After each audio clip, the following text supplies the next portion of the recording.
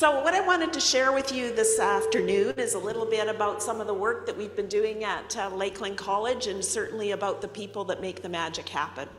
And I came to Lakeland College from Alberta Agriculture after about 35 years, came off of a farm, and that's kind of how I landed up there. My right-hand person, Andrea Hansen, is here in the audience too, and she's the one that does all the hard work.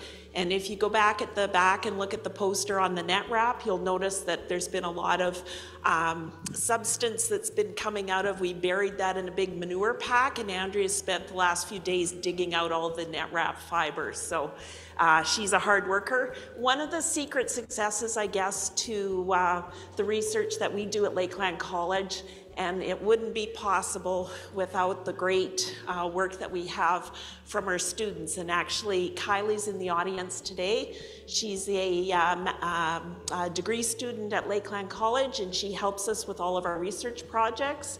And over the years, we've had a number of research students. We try and give them good access to some of the industry networking opportunities, including actually Kylie presented at the Canadian and American Societies of Animal Science meeting.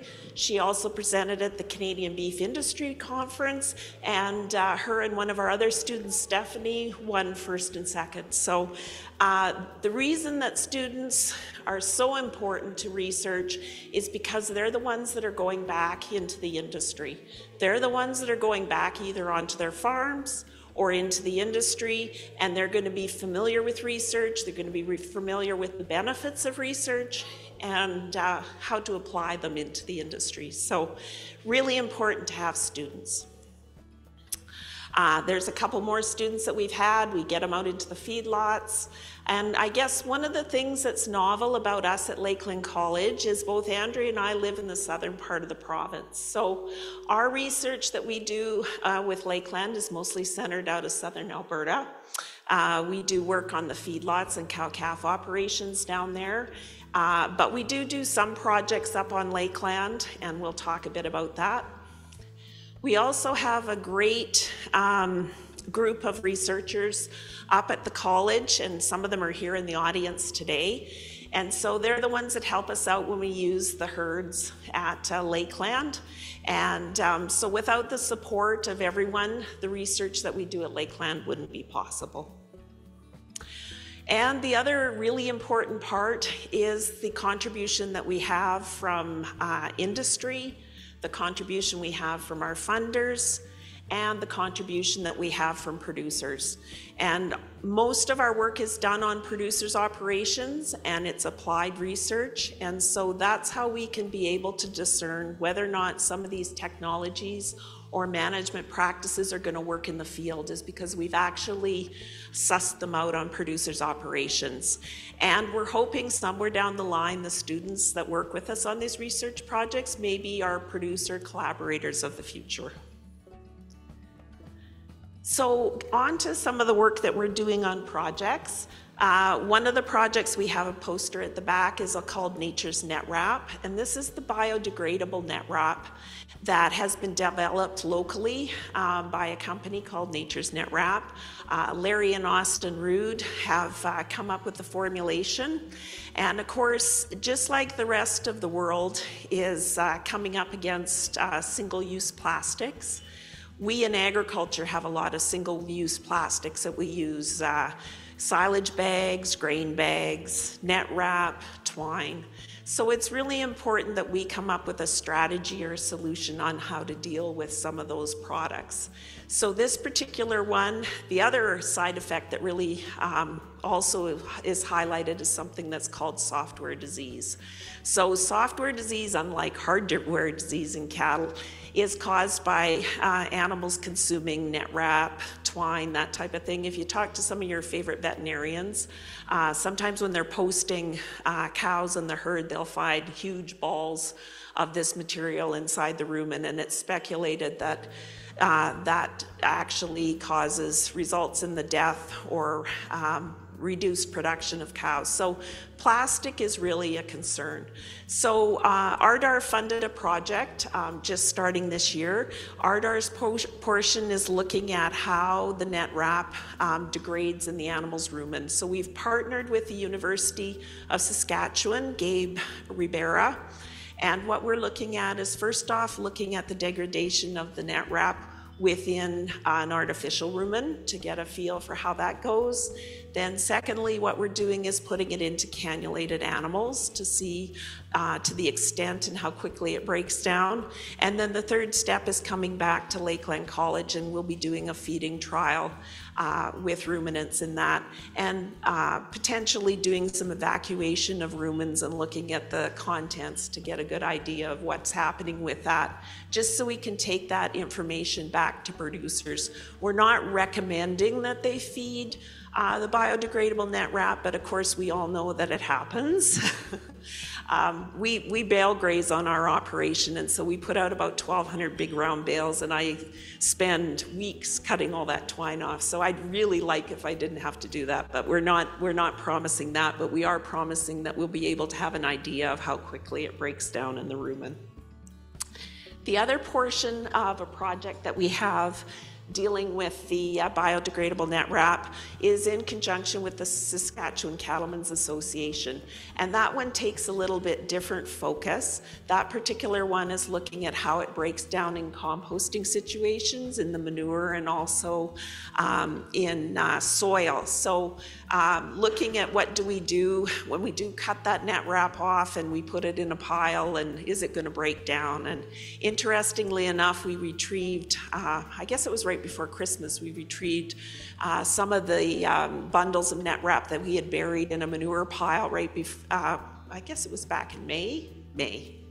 And really quite pleased at the extent of breakdown of that material. So typically what we do is tensile strength to see whether or not it's breaking down.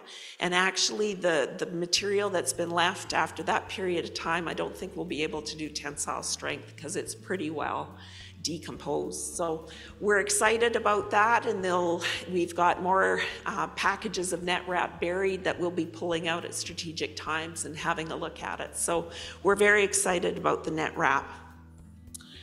Another project that we looked at is neonatal supplement, and as we all know, as we become more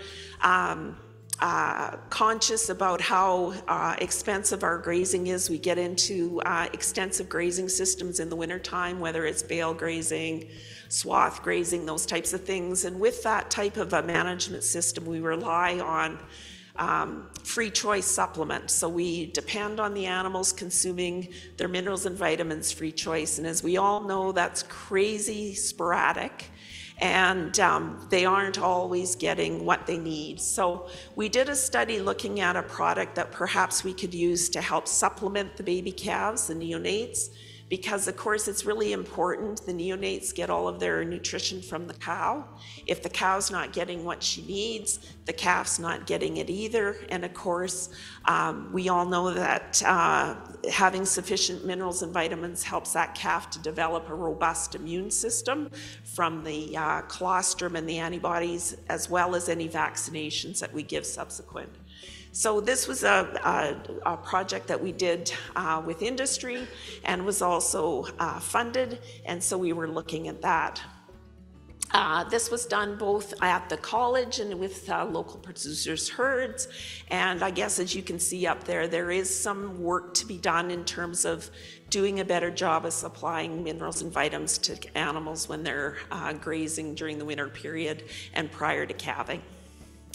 One of the other projects, and there's a poster at the back that we did in conjunction with BCRC, Alberta Beef Producers, was looking at itchy cattle. Oftentimes in the spring we'll have producers having issues with cattle that are scratching all their hair off.